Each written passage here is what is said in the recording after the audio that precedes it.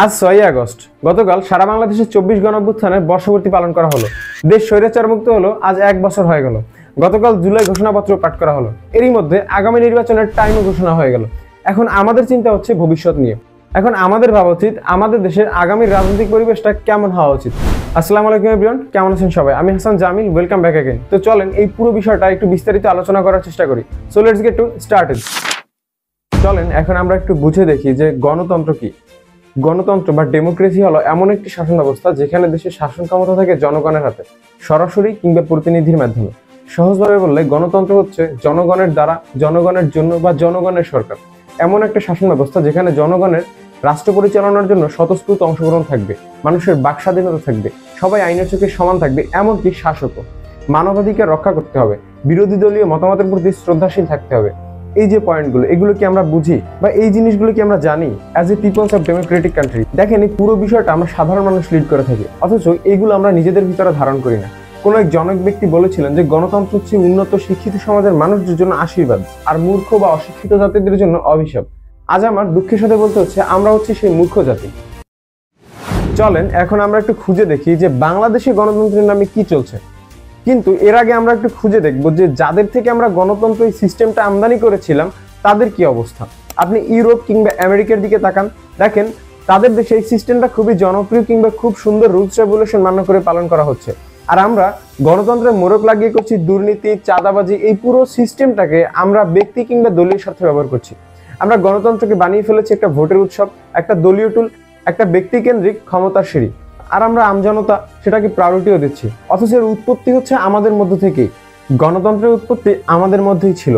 যখন কোনো পাড়া মহল্লায় মানুষ কোনো অপরাধের বিচার করত, তখন বুড়ো কিংবা মুরব্বী মানুষেরা পুরো ঘটনা শুনে সমাধান দিত। সেটা ছিল গণতন্ত্রের প্রথম রূপ। কিন্তু আজ সেই গণতন্ত্র কোথায়? আমরা তো এখন মতের স্বাধীনতাকে শত্রু ভাবি। বিরোধী মতামত মানেই হচ্ছে দেশদ্রোহী, অন্য দল মানেই হচ্ছে গালিগালাজ। আর একটা মজার কথা কি জানেন? এই পুরো ভণ্ডামিটাই আমরা প্রাধান্য দিচ্ছি। আমরা বলছি ওই নেতা তো আমাদেরই ভাই, আমরাই বলছি যে ভাই চুরি করলে তো কাজ করতেছে। সহজ কথা হচ্ছে গণতন্ত্রকে মূল্য না দিয়ে দুর্নীতির মুখোশ দিয়ে ঢেকে ফেলেছি। এখন চলেন আলোচনা করি একটা গণতান্ত্রিক দেশের রাজনীতিবিদ মানে কি। রাজনীতিবিদ হচ্ছে ওই ব্যক্তি যে কিনা একটা নির্দিষ্ট এলাকার জনমানুষের মধ্যে থেকে একজন জ্ঞানী গুণী, শিক্ষিত এবং সচেতন মানবিক মানুষ, যে কিনা ওই অঞ্চলের মানুষের কথাগুলো পার্লামেন্টে কিংবা নীতি নির্ধারণী মহলে উপস্থাপন করবেন। তিনি হলেন একটি এলাকার মুখপাত্র কিংবা কণ্ঠস্বর। তো এখন আসেন আলোচনা করি আমাদের দেশের প্রেক্ষাপটে রাজনীতিবিদ মানে কি। সহজভাবে বললে আমাদের দেশে এখন রাজনীতির নামে চলছে ব্যবসা, যেখানে চলে একপাক্ষিক মানুষের স্বাধীনতা। তারা ধন সম্পদ লুটপাট ও চাঁদাবাজি করে একপাক্ষিক শাসনতন্ত্র কায়েম করে। যদি জনগণ তার প্রতিবাদ করে তাহলে তাকে মুহূর্তেই দেশদ্রোহী ট্যাগ লাগিয়ে বিরোধী দলের দালাল বানিয়ে ফেলা হয়। এই ভয়ঙ্কর মনোভাবই আজ গণতন্ত্রের কবর রচনা করেছে। তারা আজ এমন একটা সিস্টেম চালু করেছে যেখানে থানার পুলিশ তার দাসত্ব করে, ইউএনও তার অধীনস্থ কর্মচারী হয়, সাংবাদিক তার ভয়ে পত্রিকার কলাম সাজায়, বিচারপতি তার ভয়ে চুপ থাকে। কিচ্ছু লাগবে না, জাস্ট রাজনীতিটাকে কোনোভাবে ব্যবসার মধ্য থেকে বের করতে পারলেই দেশের উন্নয়ন করা সম্ভব। তো এখন আসেন ফাইনাল টপিকে, আমাদের দেশের ভবিষ্যৎ রাজনৈতিক পরিবেশটা কেমন হওয়া দরকার। প্রথমত, যোগ্য মানুষদের রাজনীতিতে প্রবেশের সুযোগ দিতে হবে।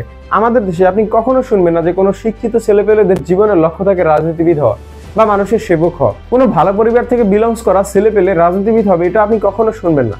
ঠিক এই জিনিসটার জন্য এই সমাজের কুচক্রী মহল বা স্বার্থান্বেষী মহল যারা কিনা রাজনীতির ভিতরে ইনভলভ হয়ে পড়ে, সবকিছুর জন্য অ্যাকচুয়ালি আমরাই দায়ী। কারণ আমাদের রাজনীতির পরিবেশটা আমরা তেমনভাবে প্রথম থেকেই গড়ে তুলতে পারিনি। দ্বিতীয়ত, জনগণের জবাবদিহিতা নিশ্চিত করতে হবে। সাধারণ জনগণের সাথে দেশের সরকার প্রধানদের সম্পৃক্ততা বাড়াতে হবে। দেশের 350টা আসনের 350 জন এমপি থাকে, তারা এক একটা আলাদা আলাদা আসন থেকে উঠে আসে। তাদের প্রধান কাজই হচ্ছে জনসম্পৃক্ততা বাড়ানো, জনগণের সমস্যাগুলো চিহ্নিত করে পার্লামেন্টে উপস্থাপন করা। আর আমরা বাস্তবতায় কি দেখি? তারা এমপি হলে সরকারি গাড়ি পায়, লক্ষাধিক টাকা বেতন পায়, তখন তারা সরকারি হেডকোয়ার্টারে বিলাসবহুল লাইফ লিড করে, আর জনগণ এলাকায় পচে মরে। এই জিনিসগুলোকে আমাদের ফিক্স করতে হবে। তাদেরকে সংসদীয় এলাকায় ঘুরতে হবে, মানুষের সমস্যাগুলো শুনতে হবে, সাধারণ মানুষের আক্ষেপগুলো শুনতে হবে, জনগণের দোরগোড়ায় পৌঁছাতে হবে, তাদের সেবক হতে হবে। তৃতীয়ত যে বিষয়টা হচ্ছে সেটা হচ্ছে গণমাধ্যম, বিচার বিভাগ এবং প্রশাসনের স্বাধীনতা নিশ্চিত করতে হবে। সবার আগে আমাদের সরকারি আমলাতান্ত্রিক প্রতিষ্ঠানগুলোকে দলীয়করণ থেকে মুক্ত করতে হবে। দেখেন, আমলারা তো আপনার আমার দ্বারা প্রদত্ত আইনগুলোকে বাস্তবায়ন করে থাকে, সো তাদের কাজে হস্তক্ষেপ করাটা এক ধরনের বোকামি। আপনার দাবিগুলো মন্ত্রণালয় পৌঁছায়, সেখান থেকে সেই দাবিগুলো বাজেট কিংবা আইন যেই রূপেই হোক না কেন সেটা তাদের হাতে পৌঁছায়, তারা সেটা বাস্তবায়নের জন্য কাজ করে। তো তাদেরকে স্বতঃস্ফূর্তভাবে কাজ করার সুযোগ দিতে হবে। অপরাধ করলে উপরতলার মানুষ থেকে নিচুতলার মানুষের সমানভাবে বিচার নিশ্চিত করতে হবে।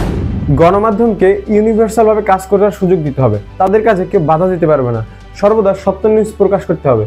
সহজ কথা হচ্ছে এই সব জায়গায় রাজনৈতিক দলের কোনো হস্তক্ষেপ থাকা যাবে না।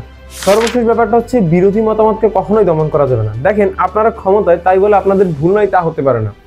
আপনার কাজকর্মে সমালোচনা করার অধিকার জনগণ রাখে, তাই কোনোভাবে বিরোধী দল কিংবা ইনকিলাব মঞ্চকে উদ্ধ করা যাবে না। সবাই সবার মতামতকে স্বতঃস্ফূর্তভাবে গ্রহণ করতে হবে। অতীতে দেখেছি তাদের নিয়ে সমালোচনা করা ব্যক্তিদের দেশদ্রোহী ট্যাগ দেওয়া হয়েছে, এগুলো কখনোই করা যাবে না। ভাই, ঘুম থেকে ওঠেন, দেখেন আপনি মানেই গণতন্ত্র, আর গণতন্ত্র মানেই হচ্ছে আপনি এবং আপনার মতামত। দেশের ভবিষ্যৎ নেতা কে হবে সেটা একমাত্র আপনার নিজস্ব চিন্তা ভাবনা বা আপনার নিজস্ব মতামত। তাই কাকে নেতা বানাচ্ছেন সেটা আপনার একান্ত পার্সোনাল ব্যাপার। প্লিজ নির্বাচনের আগে 2 টাকার বিনিময়ে নিজের বিবেক বিবেচনাকে বিক্রি করিয়েন না। দেশটা আপনার আমার সবার, এটাকে সুন্দর করে সাজালে আমাদের ছেলেদের আর ফিউচারে দেশের বাইরে যেতে হবে না। আমাদের সবাইকে মিলে এখন সচেতন হওয়ার সময় চলে এসেছে। দেখেন, গণতন্ত্র রাষ্ট্র পরিচালনার জন্য একটা সুন্দর সিস্টেম, যদি তা সঠিকভাবে ইউটিলাইজ করা যায়। ফাইনালি একটা কথা বলি, দেখেন ভাই, আমি একজন ছোট মানুষ, আমার মাথায় যতটুকু জ্ঞান আছে এই অল্প জ্ঞানের মাধ্যমে আমি যতটুকু বুঝি এতটুকু আলোচনা আপনাদের মাঝে আমি তুলে ধরার চেষ্টা করেছি। কিছু পয়েন্ট আপনাদের মাঝে আমি তুলে ধরেছি। আমার এই 2-4টা ভিডিও দেখে যে আপনি রাজনীতির হোল বিষয়টা বুঝতে পারবেন, বিষয়টা কিন্তু তেমন না। আপনাকে এই বিষয়গুলো বুঝতে হলে জ্ঞানীগুণী মানুষের বই পড়তে হবে, বিখ্যাত মানুষের কথা শুনতে হবে, তাদের পত্রিকার কলামগুলো পড়তে হবে, এই বিষয়গুলো নিয়ে আপনার বন্ধু মহলে আলাপ করতে হবে, তাতে আপনার জ্ঞান চর্চা হবে, আপনি অনেক কিছু বুঝবেন। তাই ভুল ত্রুটি থাকতে পারে, প্লিজ ক্ষমা সুন্দর দৃষ্টিতে দেখবেন। তো আজকের মতো এই পর্যন্তই। এত বড় লম্বা ভিডিও এই পর্যন্ত ধৈর্য ধরে দেখার জন্য অনেক ধন্যবাদ। সবাই ভালো থাকবেন, সুস্থ থাকবেন, আর ভিডিওটি ভালো লাগলে অবশ্যই লাইক, কমেন্ট এবং শেয়ার দিয়ে অন্যদের দেখার সুযোগ করে দেবেন। আল্লাহ হাফেজ।